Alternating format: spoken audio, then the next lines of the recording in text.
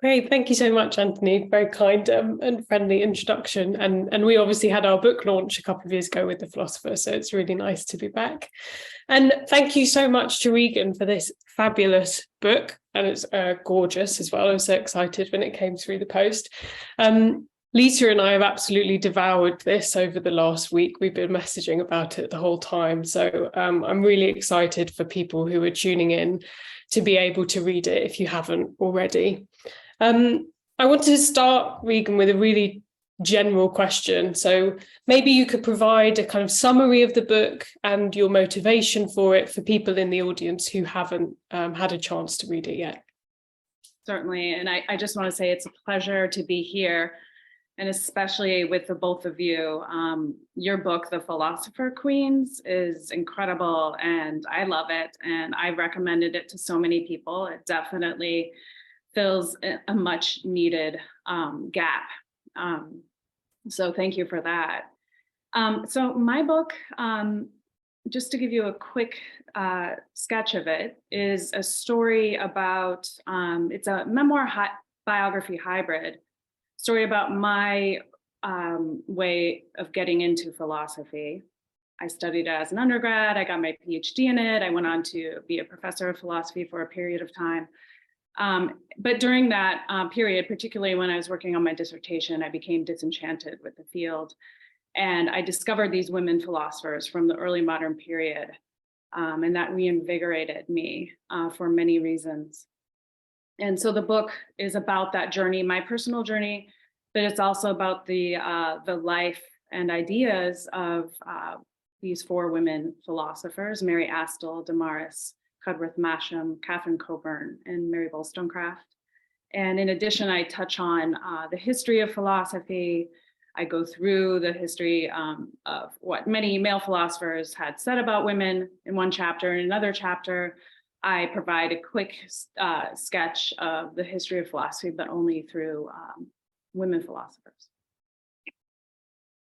Yeah, it's such a fabulous book. And I think that the comprehensiveness of some of those chapters is really amazing. There's one chapter where you go through what all of the sort of canonical male philosophers have said about women, and to have that all kind of listed in one place is really depressing, but really powerful. So I think we're going to ask you about memoir and narrative philosophy in a moment. But first, I wanted to ask you about the title of the book, because I'm sure you've been asked this a couple of times, and I think we've already got a question in the Q&A relating to the title. And you touch on your reasoning for that title at the end of the book. But why did you choose to call it How to Think Like a Woman? And what was your motivation for that? Well, it's a strong title for starters. But the title, I see it as tongue-in-cheek. It's ironic. When I think about how to think like a woman, I'm thinking of what male philosophers have said about women, how they've argued that women are inferior, subordinate to men. Their thinking is different and less significant. And so it's a way of sort of pointing that out, and I'm not going to let them off the hook, and I don't in this text. But I personally don't provide an answer to this, and I suspect there really isn't one either. Yeah, great. I mean, at the end of the book, you have a really fascinating discussion of the ways in which women have been shaped, and women's thought has been shaped by their experiences of oppression and marginalization. And it feels like the way in which the memoir of the book, the way in which the memoir kind of runs through the book is testament to that, the way in which your experience of philosophy has shaped how you are as a thinker. So yeah, thanks very much. I'm going to pass over to Lisa for some questions. Thank you so much, Rebecca, for getting us started. And thank you again, Regan. As Rebecca said, I have adored this book. And I think one of the reasons why I adored it so much is because of the way you interweave essentially kind of this memoir narrative around your experience and the ways in which philosophy has shaped your life with the work and the thinking of these various different women. I was kind of wondering kind of what motivated your decision to kind of write in that sort of style, when obviously you could have produced a kind of a more factual just history of philosophy, which is often the kind of books that we see about male philosophers from history. So yeah, I was kind of interested in what motivated you to take that approach specifically. Yeah, when I had wanted to write something about these women philosophers when I had personally discovered them and was working on my dissertation, I felt like, how was it possible that I hadn't heard about these women? I actually didn't realize there were women philosophers before the 20th century when I discovered them when I was doing my dissertation research. So I wanted to bring them to a wider audience. And I, tried doing that a few times, just drafting things, but I wasn't connecting to it very much. And I started to realize that sort of a straightforward biography was limiting because the nature of traditional biography is not to allow the author to bring themselves into the work to talk about their own experiences. And the same sort of goes for academic discourse. And I think that in this particular case, I realized that a lot of my ideas about these women philosophers, especially after my dissertation, were personal and things that weren't talked about in philosophy. And I was referring to them a lot throughout my days. When I was thinking about frustrations that I had, thinking about women's erasure, my own particular meekness, which I was ashamed of and I wanted to understand at the same time. When I was even thinking about motherhood when I had my first child. So these sort of very personal encounters I was having with these texts made me realize that this is important and that it's interesting that these don't show up in traditional biography and traditional philosophy, these sorts of questions around what these women thought of as women's experience, and certainly was resonating with my own. So I started to realize that the personal story was relevant to point to the pattern, certain similarities I was finding in my own experience as a woman who was yearning to live the life of the mind.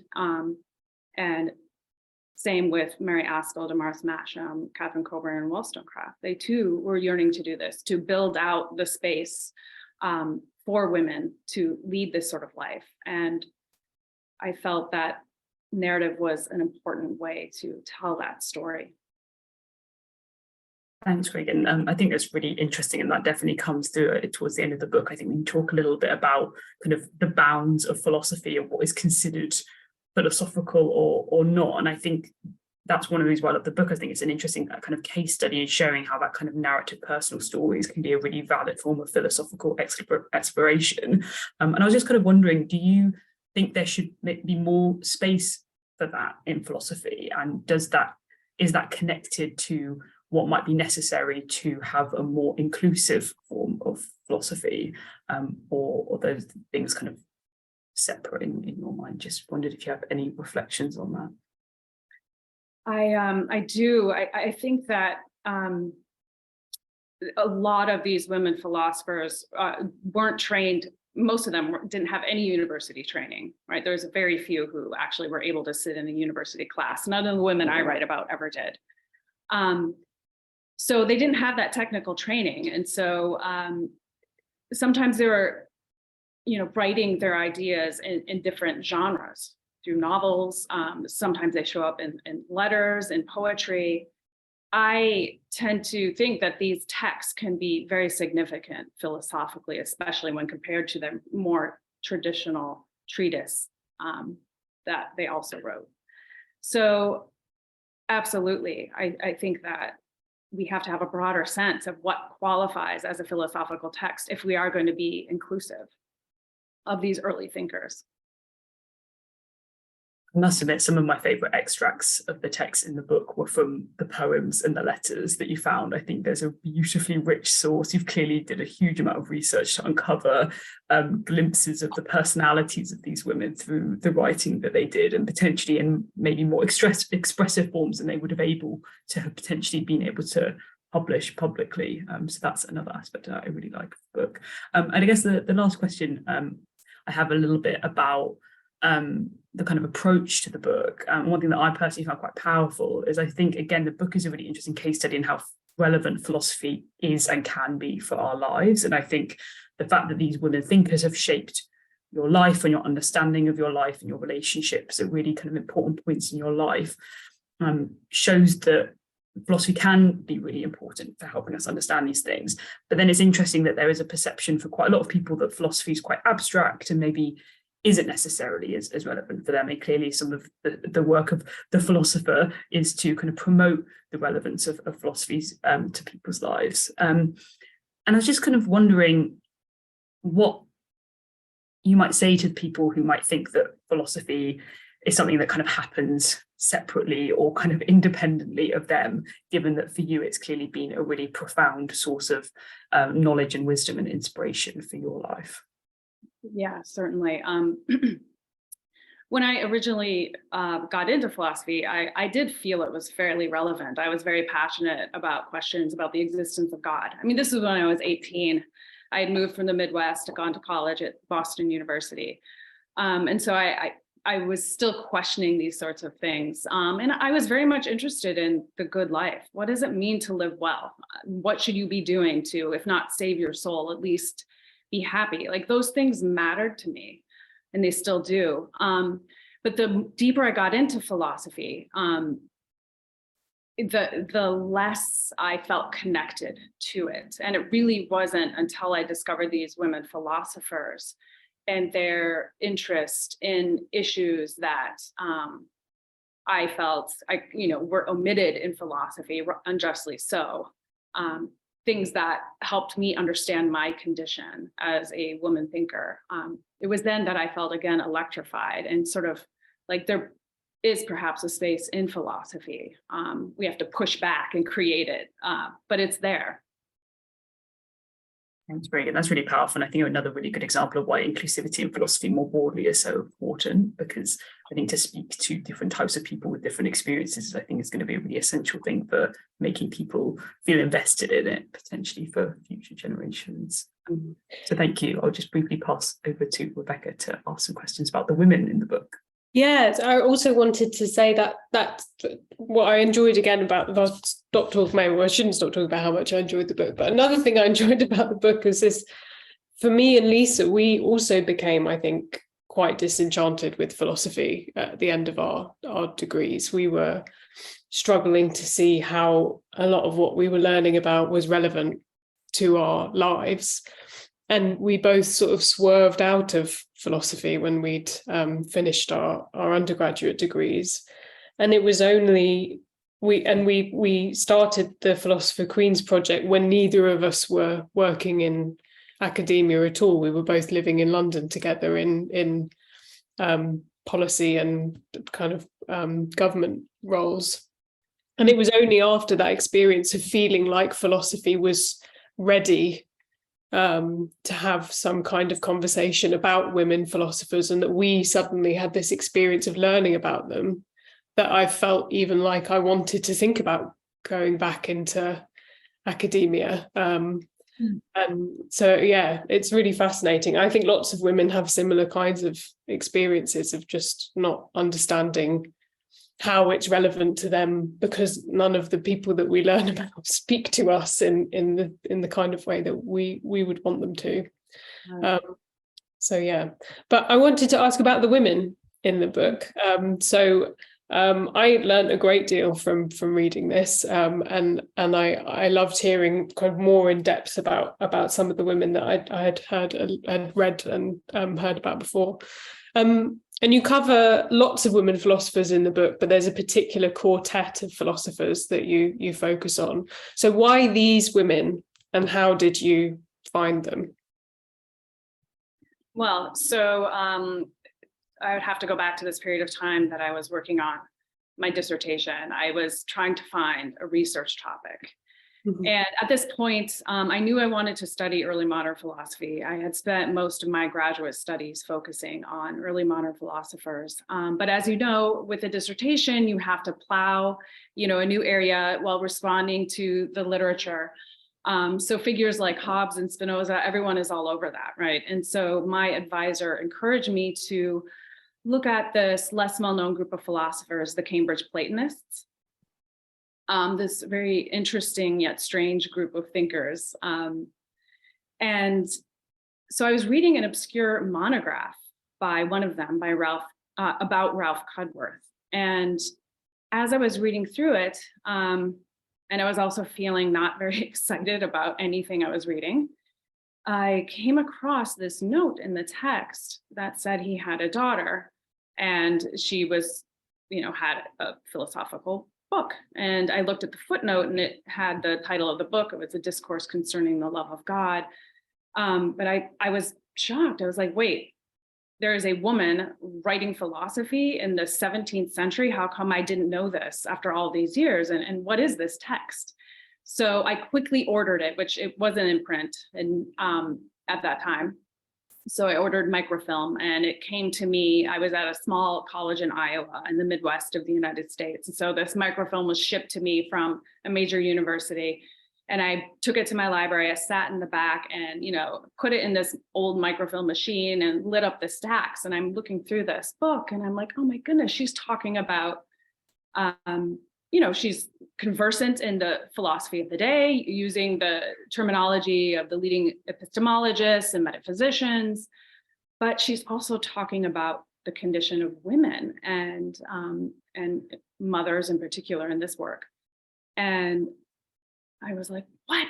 How could this be? And so through that, I also found out that she had a contemporary, Mary Astell, who also wrote a number of works, who was thinking about women's place in the world, who was responding to the ideas of Hobbes, Locke, Milton. So it was through that I started to find these other thinkers, and Catharine Cockburn sort of came into that picture too. I focused on their ethics for the purpose of my dissertation. Mary Wollstonecraft came in later as postdoc research. But that was how I initially came across them. Right, it's absolutely chucking it down here in Bristol. So sorry if you can hear the rain from my windows. So I wanted to ask. So I've sort of been interested in struggling with this question of being a woman philosopher, or whatever that is, for a long time. Well, at least since writing the book. And I think when Lisa and I were working on that project, we did think quite critically about what it means to think of women philosophers as a group. And at points in the book, you highlight the ways in which these women have experiences being philosophers as women, which obviously is an incredibly important part of that experience. But you also at points shied away from that, I think. So I think it was when you were proposing the topic for your dissertation, you were asked, why are you interested in these philosophers? Is it because they're women, or is it because their thought is interesting and meaningful in these other ways? And of course, you say like the correct answer is to say that they're interesting and meaningful, just whether they're women or not. But part of your interest, and I think the same for me and Lisa, must be because they are also women experiencing what it's like to be women in philosophy. So what do you say to people who think that highlighting that is harmful in some respects? So I'm thinking that there's this fabulous paper coming out in Ethics, I think soon, by Ella Whiteley on, it's called A Woman First and a Philosopher Second, and it's about harmful forms of attention. And she's basically trying to think through whether paying attention to women philosophers as women philosophers is a kind of a form of attention that looks to the wrong kind of property of the person. So do you think about that at all, or have you reflected on that, and what are your reflections on that, those kinds of worries about highlighting women philosophers as somehow separate? Yeah. Yeah, I have thought a lot about it and worried about it myself. And yet I feel so passionately about it that we need to be talking about it. I don't think ignoring it is the way forward. I think history shows us that doesn't lead to any success or true progress. And for the fortunate women who are unruffled by misogyny and sexism, fantastic, like good, good for you. But I don't think all women are like that. And I know that many women do suffer from oppression, whether it's real or perceived. It does shape the way that they think about themselves, about their capabilities. And so I just think this is part of being a responsible citizen in the world, is to acknowledge the ways that oppression does shape and inhibit individuals, whether you're a woman, whether you're a Black person. It's important to discuss. And I see it as the mature thing to do, to care for one another, is to be aware of these issues and to be deliberate about not allowing them to stifle one another. Yeah, that's really interesting. And I'm interested in this. So at the end of the book, you end on a kind of, well, you're filled with hope, I think, by the end of the book for what women philosophers can achieve, and how maybe there might be kind of a glimmer of hope in the distance for philosophy. But there's also a moment when you had, similar to me and Lisa, where you walk into a bookshop and pick up a contemporary book on the history of philosophy, which you don't name, but I assume is A.C. Grayling's, which doesn't have a single woman in the sort of 580-page book. And there's a sense in which you think, well, what the hell? Like, we're in 2021 or whenever it was released, and it seems to have made no difference the last 50 years much longer than that, people mobilizing to have women philosophers included in the canon. And you have this fabulous discussion of the male glance in the book, where men just sort of quickly look and go, oh yes, there are women over there doing something, and then they go back to whatever they're focusing on as the kind of important thing. So what do we do about it if the relevant and good forms of attention aren't being given? Are you hopeful that they might be soon, or do you think we just have to keep sort of shouting as loudly as possible until they are? Well, I think we keep on shouting for sure. Am I hopeful? I don't know. I think there is a little bit of hope in the book. But, the male glance is really, really powerful. And, this idea, not the same thing as the male gaze, which is also quite powerful, which objectifies women. The male glance dismisses them with a shrug. And I get this from Lily Loufboureau, who wrote this incredible essay about this. And the male glance, women can have the male glance, right? We just dismiss women's work. And so the question is, how do we address that?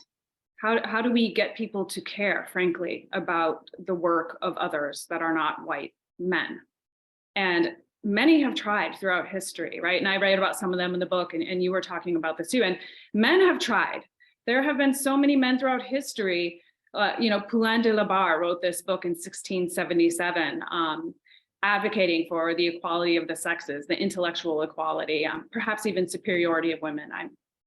I'll leave that to the side, but right, I mean, men have been doing this throughout time also, and are met with this male glance, this dismissal. So I am heartened by what I see now from the outside, as I haven't been in academia now for almost 10 years, but I see your work, the Philosopher Queens. There are a lot more scholars working on early modern women philosophers. And so I'm hopeful. But what do you think? I'm curious as to what you guys say. Yeah, it's interesting. I'm hopeful, but so what I find now, especially working in a philosophy department and in my last couple of years of working in various departments, is that people are very keen in principle to have more women on their reading lists, make them part of the curriculum, things like that. But they're not as interested in actually doing the work of reading the women and learning about them in order for them to, they kind of think, oh yes, well, wouldn't it be lovely if we had more women? I'll quickly add one or two and then that's enough. And the kind of real sustained effort of having to rethink your whole experience of learning philosophy it seems to be something that's going to be a much harder nut to crack, I think. And we were just talking before the event started about Lisa and I were doing the Dutch Philosophy Olympiad a few years ago, and this PhD student was telling us about these pamphlets about women philosophers from the 1800s, and obviously it's amazing to hear about them, but also deeply sad that people have been doing this for 300-400 years, and it still feels like an effort. And we're still having to make noise all the time. So Eileen O'Neill has this idea that women philosophers write in disappearing ink, where they're noticed sort of for a moment, and there are these blips where women philosophers are really well known. Like Hypatia was incredibly well known in her day, and then she just disappears and people don't know about her anymore. So, but Lisa, what do you think? It's such an interesting question. I think in my mind, there's almost kind of three components to it. I think there's something about kind of uncovering the histories of these women and kind of promoting them kind of always back into the public consciousness in the hope that kind of if that's repeated enough, then women's place there. And I think that's why books like this are so important. And like you say, there's been such a rise in the amount of kind of books, more of kind of a public audience, as well as obviously the academic work that's kind of ongoing. But I also think for me, there's almost this second strand, and this is interesting in the argument that someone like A.C. Groding would say, which is kind of, and you again touched on the book quite a lot, or it's around often feminist thought or feminist philosophy, which is obviously a topic that a lot of the women that you write about are kind of interested in, amongst many other topics as well. That's somehow seen as peripheral to the story of the history of philosophy. And I think for me, there's almost an intellectual argument that I think is a really strong one that we are all having, but I think hasn't quite caught on yet around what is central to philosophy and why isn't the experience of women, why isn't the philosophy of race seen as like central to that history and that kind of core curriculum. But then I think for me, there's also this question around the future of philosophy and what are we doing now to support women to become, I mean, we obviously have a huge number of great women philosophers working today, but supporting that pipeline of women that will go on to be the great philosophers in 100, 200, 300 years time. And I think that's a problem that has a lot of different challenges to it. And I think one of the things that you touched on the book really beautifully is around, and not to say this affects all women who work in philosophy, but I know it certainly affects some, is this idea of risk-taking. And actually, if women are seen not because of biases to not be intellectual equals, and they're afraid of what the reaction to their thoughts and ideas might be, what does that mean the work that they have the potential to produce? How many women's ideas are stifled because we're not creating environments where they feel supported and empowered? And I think, again, I know that that's kind of coming more to the fore, and why, again, I think having women from history as role models to kind of inspire and support women is also really important. So a lot of work to do, but I think we have to be hopeful, because otherwise it will certainly not happen. But that isn't to me that it's easy.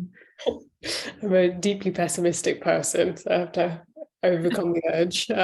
Great. So we wanted to finish up our part by just speaking to you quickly about your experience as a woman in philosophy. So as Anthony was saying, you did your PhD on early women philosophers and experienced all the things that go along with a PhD in philosophy for a woman. So what do you think, this is a horrible question, by the way, but what do you think we could do to make philosophy better for those women in 100 years' time. And so how can we make sure that those great philosophers of tomorrow have a better time than we have? Yeah, I mean, you know, they need other role models. They need women mentors. They need to be sort of, raised intellectually in an environment that validates all sorts of experiences, right? That's not limited to a white male experience. I think that's how you will begin to approach that sort of greatness that is lasting in the field. But I don't know, it's a challenge. I do think that centering these topics, it's like fitting these women into the canon won't be enough. We really need to totally reshape the canon, rethink the canon itself. I just find it strange that feminist philosophy, critical race theory are these electives, right? And not always required, but elective courses when they're asking such critical questions about the human condition. And so I just think to improve representation, to get more women, people of color in the field, marginalized individuals, these sorts of questions have to be taken seriously. That's really the only way that this field will change. Great, thank you so much. So I think we're going to go to our Q&A portion of the event. If Anthony is there. I am here. Hello. Thank you. Thanks for a great conversation. Well, the idea, I suppose, now is just to have like three-way distribution of answers. So I'll just start with a question from Alice, which is the one at the top of the list. Alice, thanks you for a great talk. So this is addressed to Regan, but again, Lisa and Rebecca may have their thoughts as well. So Regan, part of your book sounds like it is an attempt to rethink the philosophical canon. What do you think makes a thinker canonical rather than just, quote, of interest? I think it depends how you ask, and I don't mean to be glib in that. I mean, the history of philosophy, right, is a creation of some 18th century Kantians who got together and wanted to shape the history of philosophy in a way that really showed that Kant was the most significant thinker. And so you have this division of philosophers into those concerned with epistemology and metaphysics, into rationalists and empiricists. And that sort of has really had a legacy that still lasts today in what is considered to be important in philosophy departments. So, but I think that we need to challenge that, and by bringing in these questions that we are finding that are cropping up in these more elective courses, questions about the condition of women, questions about what it's like to be a person of color. These sorts of issues need to be front and center in the field. They're all part of the question of what it is to be a human, what it is to live a good life. And I think if we broaden that question to include all sorts of individuals, then we can begin to think about what the canonical figures, who the canonical figures actually are. Thank you.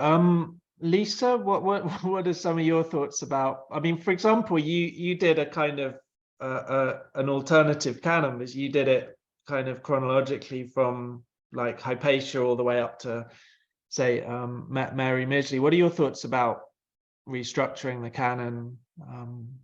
Yeah, I think throwing it out entirely. I don't know.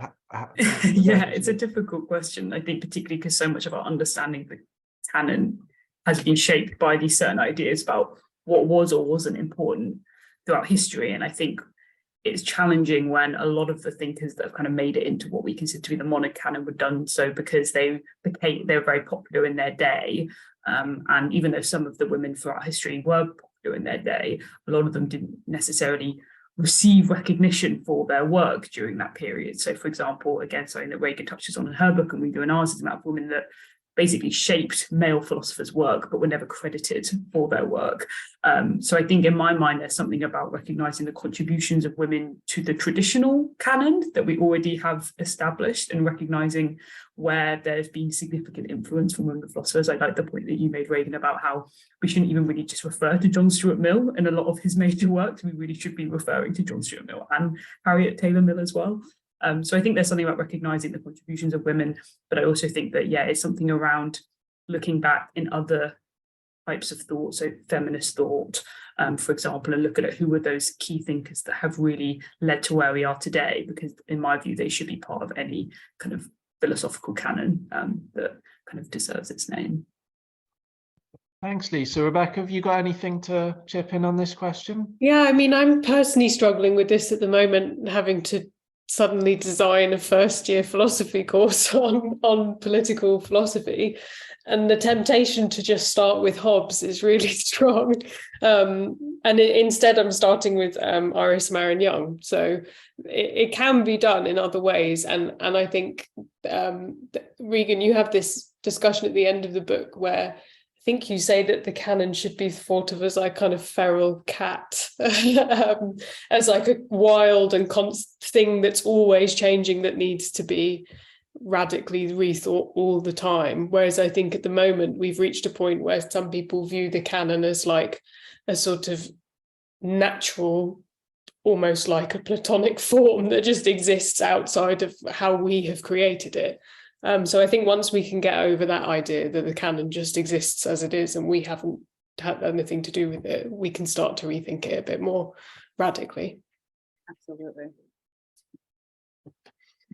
Cool. So this is a question from Jonathan, the next one. I think this is probably just for Regan, but maybe Rebecca and Lisa will have some thoughts. So Jonathan picks up on the fact that all four of the thinkers you focus on are English. I guess you said you were researching the Cambridge Platonists. So he asked, who were the equivalent American women thinkers in the early modern age, or were American women doing their thinking in completely different non-philosophical areas? And then he adds, excited to read your book. So. Well, you know, something I came across when I was researching my book that really surprised me is that there is a Black women philosopher intellectual tradition, you know, from the 19th century in the United States. And a figure who really stands out to me is Anna Julia Cooper, a Black woman philosopher who was born in the United States, and she went and studied at the Sorbonne. But she had really fascinating ideas, and some that anticipate intersectionality, and that blew me away. And her works are great, and I think they could be easily integrated into a course in ethics, feminist philosophy, alongside Simone de Beauvoir. Thank you. Rebecca and Lisa, what was the sort of geographical distribution of your thinkers? Was it pretty much all American, UK, or did it kind of? We made some, so it was certainly the first sort of chunk of people. So we allowed our authors to choose who they were going to write their chapters about. And that naturally led to lots of people choosing white European women, basically. So the last 4 or 5 we selected to be from different geographical zones. So we have Ban Zhao, Chinese woman philosopher, Yaya Shwari, who's an Indian philosopher, and Sophie Olawole, who is a fabulous philosopher who sadly died a few years ago. So yeah, the geographical distribution isn't as rich as it should be, I think, and that's what's so fascinating about having these discussions at the level of gender, whereas it also needs to happen sort of across all the different aspects through which people are marginalized in philosophy. So this is just one sort of axis on which to focus. Thanks. Lisa, would you like to add anything to that, or are you happy to move on to the next question? Yeah, no, I think just to agree. And I think, as kind of Regan said, I think one of the joys of this work is when people first hear about this, they think that you should almost be able to list the women philosophers because there are almost so few. And I think one thing that you realise when you do your tone is you realise just how expansive it is and how many more books can and should be written. So whilst we didn't cover them necessarily, that definitely doesn't mean that they exist. Yeah, in the latest issue of The Philosopher, we published a piece by Leah Cantor and Josh Platsky-Miller. Leah's based in Oxford and Josh is in South Africa. And Leah created this this diagram, and it kind of like there's this story in the history of philosophy that there was like this 600-year gap where there was apparently not one thinker worthy of thought. I think that's a quote from Brian McGee. He says there was one thinker in this period, and so she just filled in this enormous thing with all the. It was just a beautiful way of just showing that these are just stories we're told, and actually, if you do the hard work, you'll find that there are obviously going to be serious thinkers over a 600-year period across the world. Anyway, that just sort of came to mind. So this is a question from Jana. So Jana says, I'm wondering to what degree we could say misogyny in philosophy is perhaps, not uniquely of course, but additionally or in particular, an Anglo-American and or an analytical philosophy thing. She notes, I always found UK and to a lesser degree US academic settings much more misogynistic than, for example, continental Europe, with the caveat, which is not to say that they aren't. And I'm wondering if the longer, though still scarce, history of women philosophers in the latter, from Elizabeth of Bohemia to, for example, Simone de Beauvoir, Lucia Irigaray, etc., could be a partial answer. So this is again a sort of geographical question, Regan. Do you have any thoughts on that? I'm not sure I understood the question fully. So the question is it perhaps more misogynistic on the British American side? Is that what it is? Because there's fewer women philosophers? Yeah, I think I took it to be that there is a longer history of women philosophers on the continent, and that may mean that it is the sort of Anglo-American analytic tradition that is more overtly misogynistic. Mm-hmm. I don't know if you have any thoughts on that. Yeah, I've never thought, I don't really have anything to add to that. No, it's a provocative idea though. I want to think more about it. Rebecca and Lisa, do you have any thoughts on the geographical distribution of misogyny in philosophy? Yeah, I mean, it's a great question. And we, Lisa and I were very lucky to be invited to Biella in Italy for the launch of the Italian copy of the Philosopher Queens. And we had an amazing woman driving us around and talking to us about the local town. And she was talking to us about misogyny in Italy in particular, and in academia in Italy. And it sounds like it's just as bad, if not worse, there. But I've never had any experience in non-UK institutions. So it would be difficult for me to speak to that experience. But yeah, it's a very provocative question. Thanks, Lisa. Yeah, it's just interesting to see a comment from Alice saying that apparently this is debated a lot at Oxford, with some women saying they come there to escape the misogyny of continental philosophy. So unfortunately, it seems like maybe there is. And I think one of the things is, I think you touched on, Regan, that we're talking about in our book, is that there have been these studies which ask people kind of to what extent do they attribute success in philosophy to kind of individual genius, and philosophy always comes out quite high up on that list, and that's typically is correlated with ideas around male genius. We're not as comfortable with the idea of attributing the word genius to women, but I think a lot of those studies I think have typically been more Western. So I think it'd be interesting to learn more about what potential biases exist in other cultures where it comes to women thinkers. It's not an area that I know much about, but I think it would be interesting to learn more. Thank you. So the next question is from Carol. Carol says, your book sounds fascinating, Regan.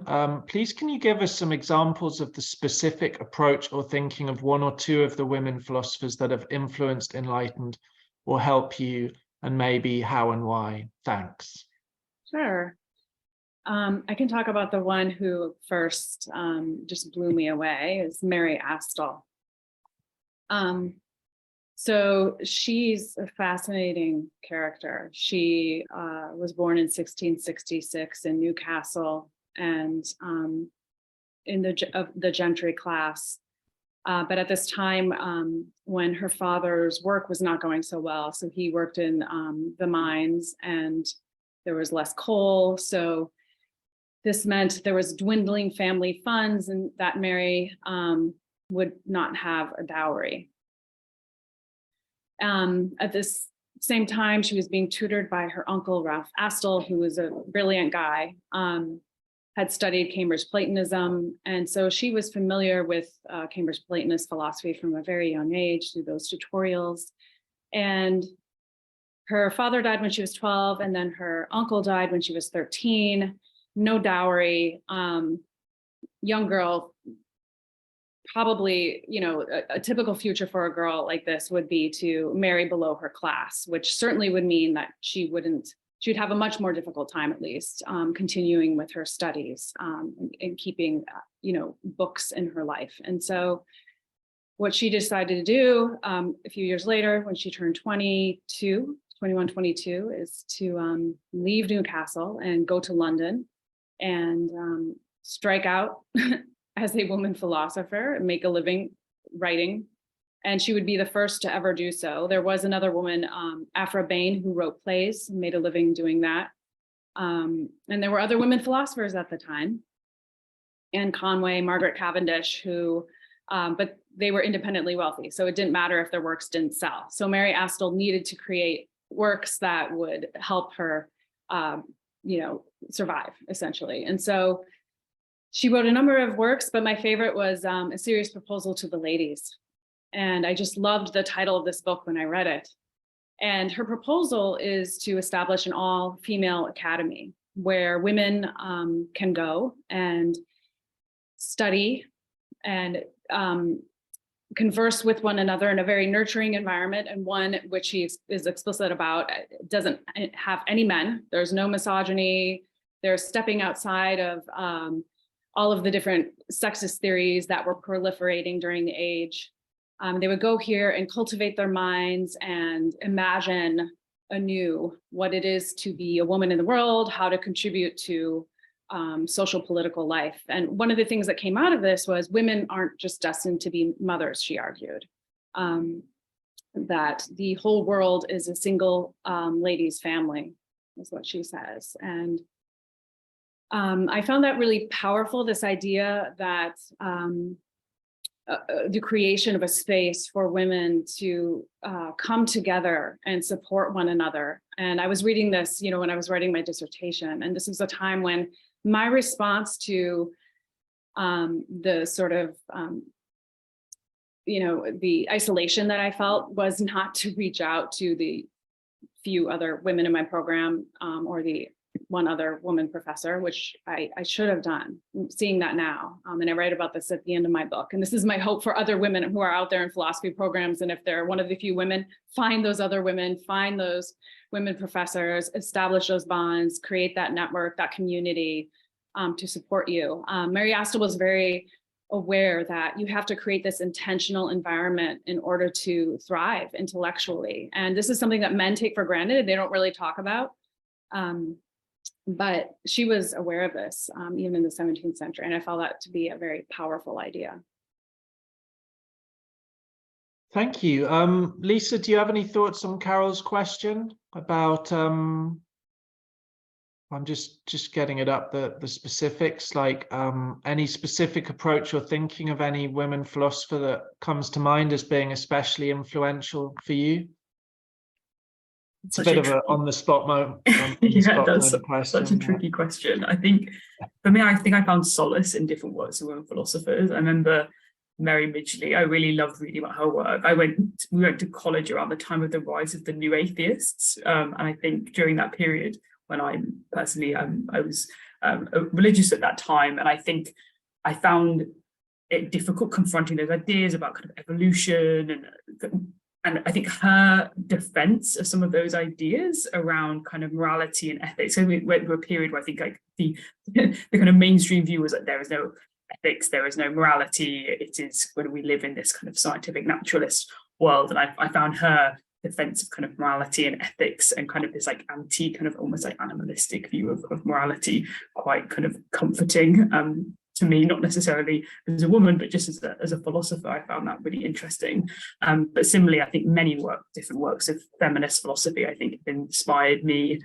Even just reading Regan's book, I was reminded of the amazing work. Actually, Rebecca and I both went to all-female high schools, so it got me thinking about to what extent has that shaped me as a woman, as an intellectual. There's a little bit part of me that loves the idea of creating this all-woman academy.